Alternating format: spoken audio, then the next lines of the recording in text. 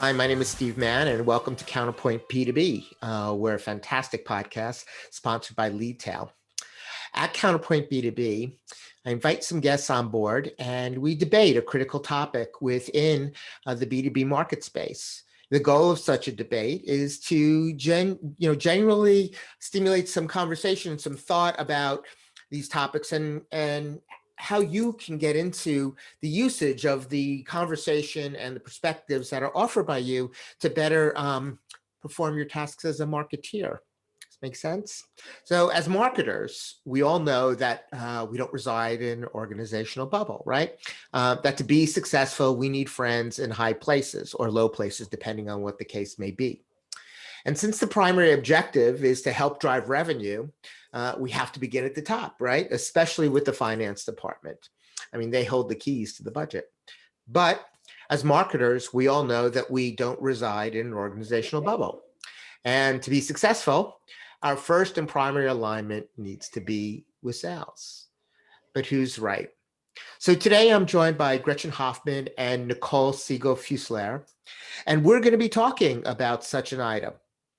Gretchen is the head of marketing, global marketing and demand gen at Limelight Networks. Her focus is on delivering the best practice experiences for prospects and customers, which drive revenue for the organization. How apropos. And her career focus has always been to propel brands in the B2B tech space. Nicole, on the other hand, is a senior director of revenue at Matterport. And she's responsible for demand marketing, digital marketing, and marketing operations. And she's done so for over 20 years at really stellar brands such as Cisco, Adobe, Magento, Jive, and Matterport. Say hi, ladies. Hi there. Hello, hello. Good to be here. And Nicole was mentioning that marketing's primary alignment needs to be top down. I mean, she was like emphatic about it, that if we didn't listen to her, we didn't know what the hell we were talking about. And that if a head of marketing isn't primarily aligned with the head of finance, marketing can't thrive, right? After all, it's all about budget, and without budget can't drive revenue. So Nicole, I was hoping you could, put a finer point on that and, really, tell us why you feel that way. I think a lot of that, though, has to do with what we're in right now in terms of COVID and the pandemic. I think there's been a lot of shift where, finance is playing a much bigger role. Finance is really much involved with the ROI and how we're spending. And so I think for me, because a lot of the dollars that I need are focusing on digital marketing, there's pure ROI there that I have to show and prove to the finance team. Mm-hmm. So letting them in the door and having a tighter relationship with finance is really important, because if I can show the ROI to them, they're going to unlock funds for me quicker. And so I really feel like with the pandemic and what we've been under, really having that relationship with finance and really building that trust between finance and marketing has been critical. And I'm really proud of the relationship that, now marketing and finance have, because we have opened up those doors and we're able to unlock things quicker because we can actually show momentum. And ultimately that helps sales as well. Yeah, but I mean, isn't it more fear-driven? Like your CFO won't recognize marketing as a revenue center, therefore won't give you enough budget, and he does not have the educational background related to marketing to actually appreciate marketing. I would say most CFOs have a really good perspective in terms of revenue, right, and driving revenue. So I think if you can position it around revenue, they don't have to understand all the marketing channels. My job is to help explain that to them. And so if I can show the ROI around, let's say, our paid media, and I can show how I'm doing a 3-to-1 or a 4-to-1 conversion, that's what they really need to know. I think part of the challenges in the past with finance have been around attribution, and how to actually really show that. So if you can actually really show the attribution and show the ROI, I think finance can get on board pretty darn quick. Well, so attribution's a bitch, and we'll have to get back into that because that's a whole nother story, and we'll circle back to that. But what I hear you saying is that we're all slaves to revenue, and therefore in the service of revenue, we have to be tightly aligned with finance, and there has to be agreement on ROI and spend. Is that what I hear you saying? Revenue wins all. So Gretchen, during this conversation, you were saying that, Nicole didn't know what she was talking about, and that alignment definitely needs to begin with sales. It's sales or die. So I was hoping that you could shed a little light on the way you're thinking about this. Yeah, I mean, my aspect is and view is that sales is the one generating revenue with marketing's help. Mm, And therefore, what I'd say is the sales and marketing alignment is critical, and that has to happen first. I mean, mhm. I used to hear things about, smarketing, right? And there's pushes to try to merge, frankly, the two teams. And even with the aspect that we're talking about with COVID happening, if you just go up on LinkedIn and look at jobs and all, there's more and more Yeah, revenue officers, there's more growth marketing, roles, there's more revenue marketing roles, because revenue is clearly, like, I agree with Nicole that revenue is the buzzword, but I also believe that it's sales and marketing that has to be more aligned than it's ever been before in order to be able to generate that revenue and make sure we're getting the margins that leads the business so the company can grow like the CFO wants. yeah, yeah. Just a couple of facts that I think are interesting to look at. Like Serious Decisions did a research, I don't remember what year it was, but it was recent. And they were saying the companies who have sales and marketing aligned grow 24% faster, Mhm. and 27% faster with their profitability. And that's within a year timeframe. So to me, that's one proof point. And clearly the CFO cares about that, right? So Yeah. they're looking for sales and marketing alignment to be able to help drive that. So here's my fear is that, we've all been in marketing, for forever. And I've had alignment issues with my CFO, and I've had alignment issues with my head of sales. I think the thing that I have that's bothered me about alignment with sales per se is that sales is never exactly, or not always, sees marketing in a very positive light, right? They think about big M versus little m marketing. It's like, hey, give me my enablement, run these events and things like that. So I agree in part that you have to align with sales. I agree in part that you have to align with finance. My question about sales, though, is, well, look, if they have a little m approach to marketing, how are you even going to get past that notion, that preconception, in order to service sales and service marketing and service revenue for the organization? So I think a key point is, what's the DNA and the goals of marketing? So is marketing there thinking that they're only supposed to do top of funnel? Mm, Right? So let's just talk about lead gen for a minute, because that is where I focus the most, right? And if you're only a top of funnel marketing arm, then you're not going to align as well. You have yeah, to really care, whether it's the brand group, the communications group, the, demand gen group, that everything that's coming out of that company has a consistent message from what sales is saying. But also, if you look at the pipeline, the demand gen team has to work closely with sales to convert the leads all the way through the funnel to deal. And that way you can start getting that alignment. I would say that the sales groups that believe in marketing are the ones where they can see, for example, that it's sourced marketing, or marketing has given them the right enablement tools to be able to drive leads through the funnel. Otherwise, marketing will always be seen as a little lamb. well, so Nicole, does this even make sense to you? I mean, even though we're slaves to revenue all over the place on both sides of the market, actually in every go-to-market function in an organization, whether it's customer service or implementation or sales or marketing, everything that's customer facing, it's actually a broader conversation, right? Is it just sales? Is it just finance? I mean, look at all those organizations that I just mentioned. There seems to me to be alignment needs across the spectrum. The problem I have with the issue is that, where should we start? I mean, I don't necessarily agree that sales is the place that we should start. To me, how I look at it is sales and marketing each need to be aligned on what their revenue targets are, right? And I think what's different in today's world is that marketing should own a revenue number. Marketing should be able to own in terms of how much marketing is contributing towards that revenue target. Mm-hmm. That target needs to be agreed to by sales and finance. Once you identify that revenue target, my belief is that there's certain channels like paid media that needs to be owned in a relationship between sales and finance. Mm-hmm. Sales cares because obviously they want to be able to get all those leads coming in for their demand, but finance is the one that's going to approve the volume of how much you turn that on.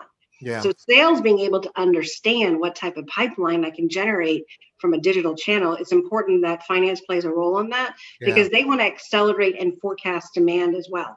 But I also agree with Gretchen around the fact that when you're talking pure demand, non-digital channels, there are certain things that you're going to have to be working really, really close on with sales. So it's a triangle, in my opinion. I But can't there's believe certain things. I can't believe you just said that, because I'm thinking in my head, it's kind of like sitting around a round table or even a triangle table, and you've got sales, marketing, and finance all sitting around that table. Now, the question is, who are you going to be looking at most? To me, it's going to be very dependent. So if I'm focusing on my commerce, I'm Mm-hmm. focusing on finance. If Mm. I'm focusing on my enterprise deals, I'm focusing on sales.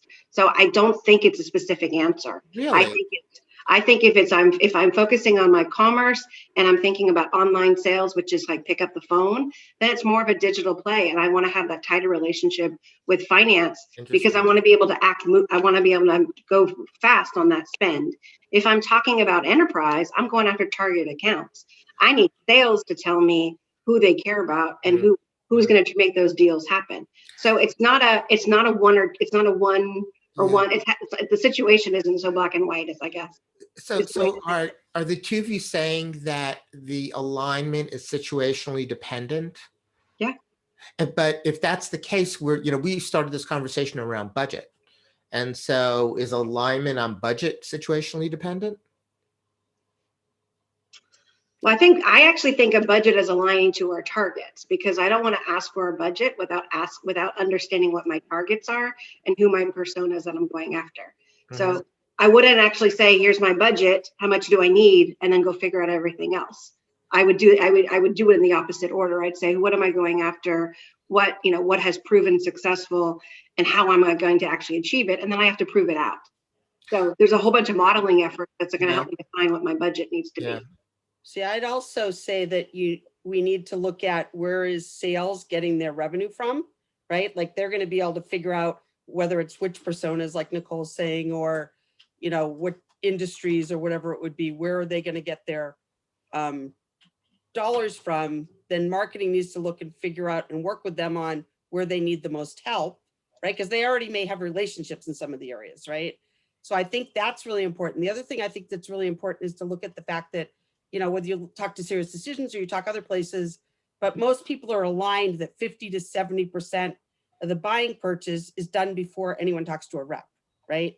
And so what you have to really think about is you want to know who sales wants to talk to, who they need help with getting that conversation going, and who they need help engaging with. And that's where you want to invest because you need your digital channels to drive the right people over to sales. But what does that have to do with alignment? I mean, at the end of Because sales and marketing need to work closely together to have that marriage, right, of who they need to get into the pipeline. right. But it's Nicole's perspective that alignment needs to begin with finance. So I'm having trouble rectifying or like, putting this in a frame that makes sense to me. From a digital perspective, I would focus more on finance because once I've got the budget and I've proven out the spend and the relationship from a digital perspective, I can then partner really closely with sales on where I put those. Hmm. Right. And I think it's like you got to build the model first, and finance has to buy into that. Otherwise, you'll never get the money to be able Hmm. to sales. And I would hope that that prior to even having the conversation with finance around the spend would have already done that investigation work with sales to say Yeah. who's we're going after. But that doesn't mean that finance doesn't already kind of have some of those things in mind already. Yeah, I think, I hate equivocation. It's not one of the things that I really enjoy in my life. And, I've spoken to people in the past where it's just, so do you think it's A or B? And the answer is yes. And I necessarily don't believe it's yes. I do believe it's situationally dependent. I agree with you there. But, at the end of the day, to use an overused aphorism, uh, the work has to begin somewhere. Right. I have been in situations, as have you, where you're talking to your sales guy and you're creating a bill of material because you have to know what to create for them. Right. But the question is, okay, so you've got knowledge now. Then I think, to your point, Nicole, you take that knowledge and then you apply it for a budget discussion. Is that what you're saying? Mm-hmm. Because Yeah. I hear Gretchen saying that in the same, similarly, right? I think we're in agreement but I maybe focus on that sales and marketing alignment is so critical before I go to finance, because I totally agree with Nicole, but my steps are sales and marketing first, and that alignment I would never underestimate. I don't believe that you can generate the revenue that the CFO wants unless sales and marketing are lockstep. I mean, think about if your messages are different, right? I was going to say, do you think that that is level dependent? So for example, if you're a head of marketing or a CMO and, you have deeper, or you need to have deep relationships in the C-suite, are you more likely then to start with the relationship with the CFO, as opposed to say I'm a relative newbie and I've got this is the first year that I'm managing a budget. I'm used to having feet on the street. I was a person with feet on the street. Do I talk to other people before I worry about my budget? Do I align with the people on the street? From a finance end, I typically will go to the CFO because, he's got the purse strings. He knows truthfully what the company's strategy is. And oftentimes the most understanding of what marketing and sales are trying to do and the most in the know. So that alignment between, you mentioned the triangle before, mm-hmm. right? That alignment with sales and marketing and finance can happen faster. I think what I've typically experienced, and I think it depends on size of company, mm-hmm. But I've typically experienced that if you go too far down on the levels, that a lot of those folks are more budget management, not necessarily the strategy, the ROI discussion people. So it's interesting. The way I was thinking about this is that, look, we're all seniors here, right? And we're used to having the tough executive level conversation of kind of, waving your tin cup and telling people why they should be filling it, right? And so, what I heard you say, and correct me if I'm wrong, is that, yes, you have to have a certain amount of experience to have those conversations. I guess, so let's say that we're talking to somebody who is building their budget they're a budget owner. This is their first year being a budget owner, and they're thrilled. They're thinking they're going to create a sludge fund, or they're do something special. But what would your advice be to them that say, what would your advice be to them that say, look, I need to raise my budget from 500,000 to 750,000? What would you say to them? Would you say get aligned with your VP of sales, or would you say learn how to speak to finance? I mean, for me, I would first look at it and say, figure out how you can justify what you're trying to do, right? So to me, it's a combination of what does finance want and what does sales buy into? Right? So I wouldn't pick one or the other. I would make sure they had clear rationale that's quantifiable, frankly, looking at historical too, right? I'd lay that out, and then I'd say, talk to sales, see if you guys are aligned, right? And possibly either together go to finance or go to finance with the blessing of sales. So it's an order conversation. Yes. So it's interesting to me how you're talking here, because, when I joined the company that I'm at now, we were over budget by $3 million a quarter, right? And so I spent a lot of time with finance understanding what happened, why, right? So it's kind of leaning my impression around kind of this relationship of, as I'm teeing up and coming up with a new budget for marketing and how we're going to set our targets, right. I first to really closely with finance to understand our spend and where all of our spend was. Sales couldn't answer that question for me. Finance had the ability to tell me where all the spend was when I first came in. And then I was able to analyze the success of that spend. And then I could have conversations with sales around where we were going, right? So it's situational, but who understands the spend and the ROI of that spend better? Finance. Yes, I agree with that. That's fascinating. Because when you're coming in as a new marketing leader, and you want to demonstrate your chops as well as your alignment to corporate objectives, there's nothing that a CFO loves more than cutting a budget. right? Or pre-addressing a challenge before you even get it. So I thoroughly agree with you, and I know that's hard to believe. That there's, again, it's situational. That you have to pick your battles, right? And that's one of those where you really want to start with the CFO, because that it's kind of like giving him a favor, right? It reminds me of The Godfather. I'm going to do you this favor, but one day, right? You're going to go back to him and say, hey, remember that time I gave you back $500,000? Well, I need it back. Well, it's also proving that you're looking at, if you're over budget and something's not working, you want the relationship with your CFO for him to know that you're working on it and you respect the fact that you're not hitting your targets and you're over budget.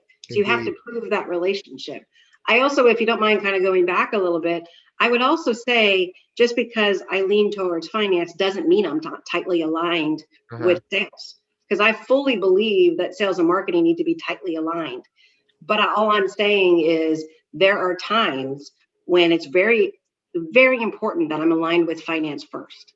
And I think it's really strategically knowing when those right things are. And with the pandemic and what's been happening right now and being able to hit our targets, finance is diving in to really understand that spend and that ROI, because a lot of companies have had to maneuver during this time frame. And so I don't think just because you're tight with sales doesn't mean you're not tight with finance. And I don't think just because you're tight with finance doesn't mean you're not tight with sales. Yeah. You have to be. Yeah, I mean, I see your point.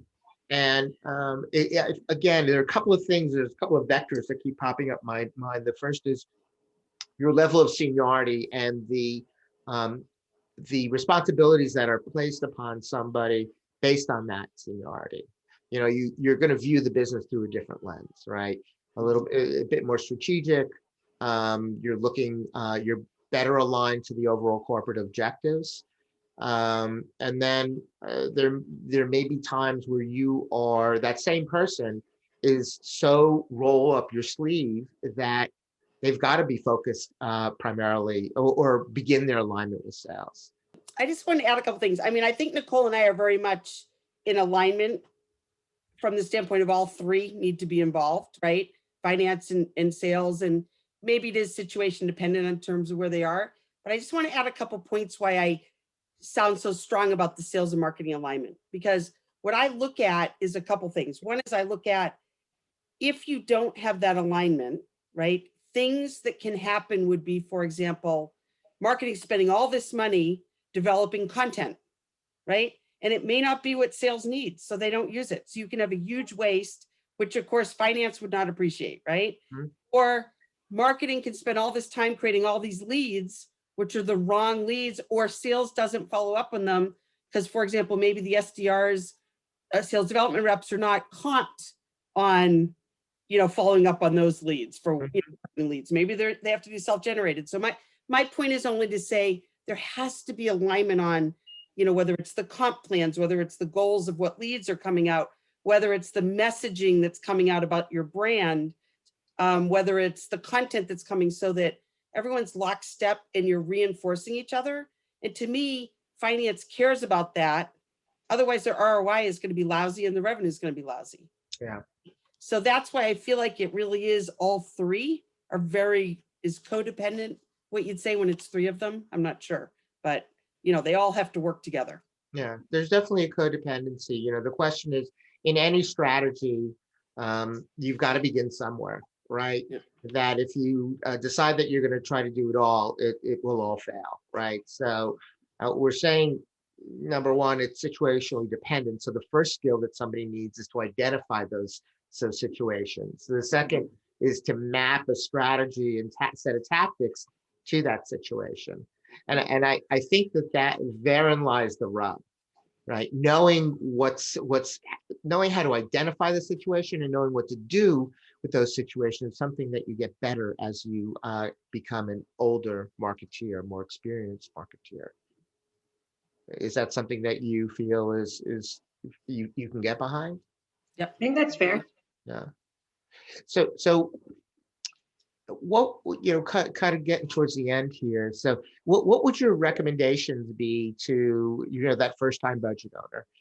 He's he's given a budget, or he's given a potential budget, and he or she have to get alignment to defend or improve or enhance or align on spend. What would your recommendations be to them in order to move forward effectively owning their first budget? I would first want to figure out what's been the ROI towards that spend and how it's been done in the past. What have they gotten out of it? Then I would also then look in Salesforce and see, okay, what's actually producing in terms of, like, pipeline leads, where is it within the funnel, and really think about what's actually producing that way. So from a pure revenue perspective, but also from just like an SQL perspective, and see if there's any opportunity around that. And then I would probably have a conversation around what our targets are and where we're trying to go, and actually even see if it's possible within the budget that we've been given. If not, then I would prove out why. And I would be able to say, this is the minimum that we need to be able to do X, Y, and Z, and talk through what that looks like. I would also try to make some recommendations of things that I would shift and why I would shift that, and how that shift spend aligns as well. So I come up with those recommendations. But this is where I probably have to concede a little bit, which is I can't make those recommendations without actually having a good conversation with sales. All right, makes sense. Those shift. All right, Gretchen, with those shifts, I've had to have sales really buy into them, because it has to be directly aligned with them. But yeah, so I think that's kind of the step I would take. All right, well, that was a nice argument in Gretchen's favor. What about you, Gretchen? What recommendations would you make to a young marketer with regards to budget management, ownership, and acceleration? So first of all, I do agree with Nicole and all she said. I just stress a couple points, so I'm not repeating the same thing. Is it's very, very important to have the ROI figured out. And a lot of times marketers look at what's the ROI mean? Is it just how much you're spending relative to the revenue? Your goals are different, but you have to be really clear. What are the goals for marketing? And what are goals for marketing that sales will care about? Yeah. Right. And then I think you have to build that into your budget so that you can, when you have your, case, let's say with finance, right? Or you're talking to sales, you can really talk to them in their language. Yeah. In terms of what they're going to care about. And I think that's important. And then usually you get the question of how do you know, right? And what Nicole said in terms of you look at the historical is really, really important. And also, if you want to figure out what to do differently, you got to look at what the strategy is. You want to be really clear on what changed the prior year to now. Like maybe you're evolving to a target account model. I mean, I'm making that up, right? But if you are, then you need to shift to more ABM, right? So whatever it is that has shifted, take that into account. And then really the things that aren't working, you don't necessarily just throw them aside, right? There might be reasons they weren't working. And so I'd say talk to sales to see if they know. And as Nicole said, maybe finance knows, right? I mean, I don't always know who has the history. So right? the part of this alignment is channel optimization is what I hear you saying. Yeah, absolutely. Absolutely. By the way, how are the two of you? What are your KPIs? I mean, you have revenue KPIs at your organization? I have a revenue KPI, and I only measure things by SQLs.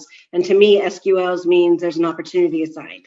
So I don't really look at things from an MQL basis because I really want to focus on pipeline for sales. So I take a revenue attribution. So currently it's 65% attribution of our overall revenue target, as well as, like I said, how many SQLs I'm bringing in. And so that's typically from the revenue side. That's what I'm focused on. So you have an attribution number that you're running towards. Okay. What about you, Gretchen? So I have a revenue number. I also have an opportunity number. And then I also we have a targeted account model. So percent of penetration of targeted accounts. Got it. Well, thank you. We have an influence number. We have an influence number versus the percent of penetration because we also are doing ABM. So we take a 50% influence number, which means we have to touch at least 50% of the target accounts that we're going after and show within what has closed that we've touched 50% of those. Got it. Hey, thank you for sharing that with me. Hey, my last question is, during the pandemic, we've all, I was listening to this piece on NPR yesterday where they were saying how there's been this massive rush outside that people who never biked before are now professional bikers, or they're doing ice climbing and things like that. What about you guys? Have you shifted more to outside? And if so, what was your favorite? What's your favorite outdoor activity? So one's kind of a funny thing is that, before the pandemic, I don't think I would have considered myself much of a gardener. But we've got this side area of our side yard where I've been doing a lot of gardening projects. The funny thing is, to be actual, I think it's actually my wine garden, because I've enjoyed getting the side yard in place, but it seems to also be the perfect place to sit outside and have a glass or two of wine. There's an alignment with gardening and Chardonnay. Is that what you're saying? Exactly. That's beautiful. What about you, Gretchen? Well, I could tell you, yesterday I got my first COVID vaccination, and my axle of my car broke. So I jumped on my bike and raced to get my vaccination. Great. So I will say that I've now become more of a faster biker through all this. But I mean, in all seriousness, the weather is fine. I'm in the Boston area. The weather is finally starting to get nicer. So I'm enjoying that, much more, trying to get out as best I can. Right. I think the difference was in the winter, I'd try to get out and go skiing, but you can't always get a pass, right? I hear you. Only limited people. Now outside, at least we don't have all the limitations. So got it. We'll see. But, hey, listen, I want to thank both of you. This has been a lot of fun.